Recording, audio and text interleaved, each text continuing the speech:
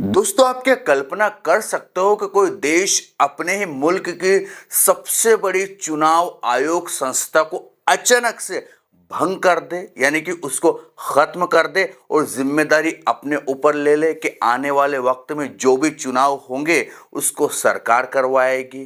तो आप सोचेंगे कि ऐसा तो शायद ही कोई मुल्क करे, लेकिन रुकिए, आप गलत हो। ऐसा किया है दक्षिण अफ्रीका के छोटे से देश बुर्किना फासो के अंतरिम राष्ट्रपति इब्राहिम ट्रोरे ने यह कदम उठाया है। उन्होंने चुनाव आयोग को खत्म कर दिया है और इसकी जिम्मेदारी गृह मंत्रालय को सौंप दी है, यानी कि जो भी चुनाव होंगे वो गृह मंत्रालय के अंडर में होंगे। गृह मंत्रालय ही वहां चुनाव करवाएंगे, चुनाव आयोग संस्था का वहां कोई काम नहीं रहा है। जैसे ही ये उन्होंने फैसला लिया उसके बाद उनकी बहुत ज्यादा कह सकते हैं कि लोग क्रिटिसाइज उन्हें कर रहे हैं, लोग तरह तरह के सवाल उन पर खड़े कर रहे हैं। कोई कह रहा है कि क्या ये लोकतंत्र पर हमला नहीं है, तो कोई कह रहा है कि बुर्किना फासो में अब कभी भी निष्पक्ष चुनाव नहीं होंगे। तो कोई लोग ये भी कह रहे हैं कि हो सकता है कि इब्राहिम ट्रोरे नई व्यवस्था की शुरुआत करने वाले हो। अब जो भी हो वो तो आने वाला वक्त ही बताएगा, लेकिन इस वीडियो में हम आपको तमाम वो जानकारी देंगे कि आखिरकार इस फैसले के पीछे की सच्चाई क्या है, इससे बुर्किना फासो के भविष्य पर क्या असर पड़ेगा और इब्राहिम ट्रोरे का यह फैसला कहीं उनके लिए जी का जंजाल ना बन जाए। तमाम जानकारी आपको देंगे और यह भी बताएंगे क्या इससे बुर्किना फासो की दिशा और दशा बदल सकती है। तो तमाम जानकारी वीडियो में है, वीडियो अंत तक जरूर देखिएगा। तो बुर्किना फासो पश्चिमी अफ्रीका का एक छोटा सा देश जो अपनी समृद्ध संस्कृति और इतिहास के लिए जाना जाता है, लेकिन हाल के वर्षों में यह देश राजनीतिक अस्थिरता और सैन्य तख्तपलट के लिए भी चर्चा में रहा है। 2022 में कप्तान इब्राहिम ट्रोरे ने सैन्य तख्ता पलट के जरिए सत्ता हासिल की और तब से वे अब तक देश के अंतरिम राष्ट्रपति बने हुए हैं।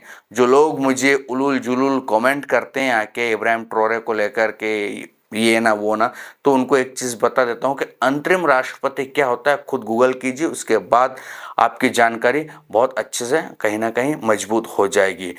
तो उनकी नीतियां, क्योंकि हमने एक वीडियो बनाया था जिसमें यह बताया था कि वहां कभी भी चुनाव हो सकते हैं, 2027 में भी हो सकते हैं, 2029 में भी हो सकते हैं। बहुत सारे लोगों ने कहा था कि नहीं ऐसा नहीं होगा, वही बने रहेंगे, फलाना ठिकाना चिंकाना। तो देखिए, चुनाव तो होंगे, इसका मतलब ये नहीं कि चुनाव आयोग जो भंग कर दी गई संस्था को उसका मतलब चुनाव ही नहीं होगा। चुनाव होंगे लेकिन वो गृह मंत्रालय के अधीन होंगे, यानी कि सरकार खुद ही अपने हिसाब से चुनाव करवाएगी। खैर, उनकी नीतियां और फैसले न केवल बुर्किना फासो बल्कि पूरे अफ्रीकी महाद्वीप में चर्चा का विषय बने हुए हैं और अब उनका ताजा फैसला है स्वतंत्र चुनाव आयोग को भंग करना। तो आइए इस फैसले की गहराई में भी चलते हैं। तो बुर्किना फासो स्वतंत्र चुनाव आयोग CENI देश में स्वतंत्र और निष्पक्ष चुनाव कराने की जिम्मेदारी संभालता था। यह संस्था मतदाता सूची तैयार करने से लेकर मतदान और परिणाम घोषित करने तक की प्रक्रिया को देखती थी, लेकिन जुलाई 2025 में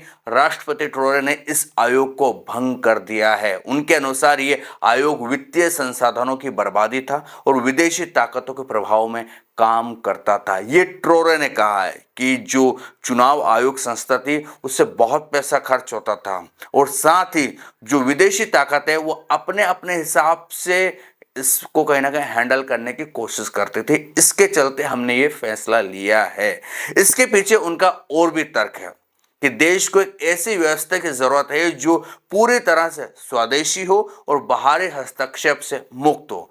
ट्रोरे ने यह भी कहा कि चुनाव आयोग का काम अब गृह मंत्रालय संभालेगा, जिससे सरकारी नियंत्रण बढ़ेगा और संसाधनों का बेहतर उपयोग होगा। लेकिन सवाल यह है कि क्या यह कदम वाकई संसाधनों को बचाने के लिए उठाया गया है या इसके पीछे और कोई मकसद छिपा हुआ है। क्योंकि चुनाव आयोग को भंग करने के बाद ट्रोरे ने इसकी जिम्मेदारी गृह मंत्रालय को सौंप दी। गृह मंत्रालय जो पहले से ही देश के आंतरिक सुरक्षा और प्रशासन को देखता है, अब मतदाता सूची और मतदान केंद्रों और चुनाव परिणामों की प्रक्रिया को भी नियंत्रित करेगा।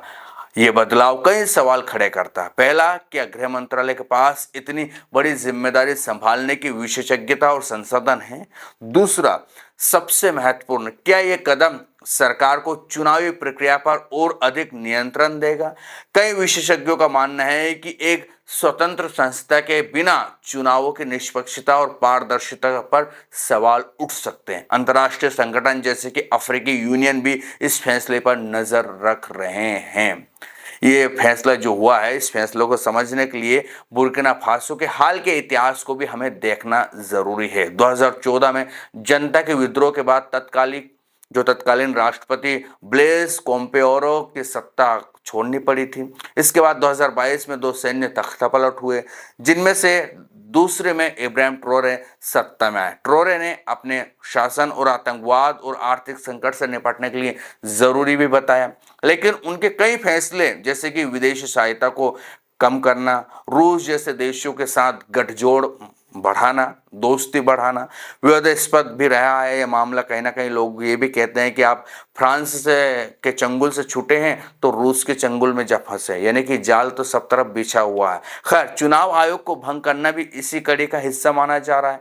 कुछ विश्लेषकों का कहना है कि ये कदम ट्रोरे की सत्ता को और मजबूत करने की कोशिश हो सकती है, जबकि उनके समर्थक इसे देश को विदेशी प्रभाव से मुक्त करने की दिशा में एक कदम मानते हैं। जी हाँ, तो बुर्किना फासो के लिए इस फैसले का क्या मतलब है? अगर गृह मंत्रालय निष्पक्ष और पारदर्शी तरीके से चुनाव कराने में सफल होता है तो शायद ये देश के लिए एक नई शुरुआत हो सकती है, लेकिन अगर ये कदम सरकार को चुनावों पर अनुचित नियंत्रण देता है तो ये लोकतंत्र के लिए खतरा बन सकता है। अंतर्राष्ट्रीय समुदाय इस स्थिति पर कड़ी नजर रख रहा है और बुर्किना फासो के लोग जो पहले ही आतंकवाद, गरीबी और अस्थिरता से जूझ रहे हैं, अब ये उम्मीद कर रहे हैं कि उनके देश का भविष्य सुरक्षित और स्थिर होगा।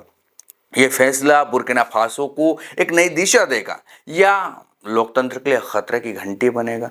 आपको क्या लगता है? मुझे कमेंट में जरूर बताइएगा अपनी बात। लेकिन एक चीज और हो रही है, इससे कुछ लोग कह रहे हैं कि दरअसल इब्राहिम ट्रोरे लंबे समय से ये प्लानिंग कर रहे थे कि जो चुनाव संस्था है, जो चुनाव करवाती है, इसको जैसे तैसे कुछ भी कह सकते हैं कि तर्क देके बंद किया जाए, ताकि देश में जो तख्तापलट होने की संभावनाएं चलती रहती है, राजनीतिक अस्थिरता रहती है, वो कम हो जाए और सत्ता में ट्रोरे लंबे समय तक बने रहे। अगर गृह मंत्रालय के अधीन है तो गृह मंत्रालय किसके अधीन आता है? आप सभी को पता है, ट्रोरे जो हैं उनके कर्ता धर्ता ही मान के चलिए।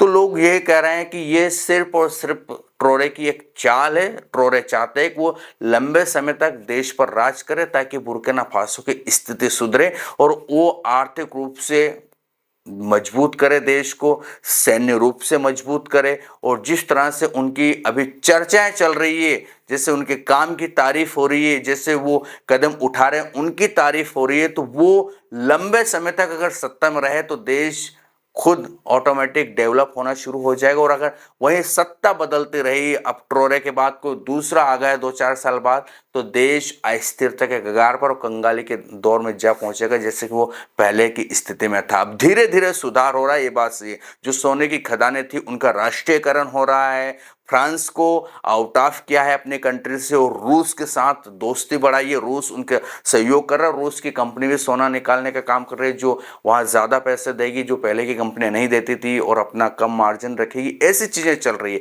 अब देखना यह है कि क्या होता है क्या नहीं होता है। लेकिन हाँ, बार बार चुनाव करवाने की झंझट शायद अब खत्म होगी और अब जो है गृह मंत्रालय चुनाव की तारीखों का ऐलान करेगा। कब चुनाव होंगे ये आने वाला वक्त ही बताएगा। इस पर आपका क्या कहना है आप जरूर बताइएगा।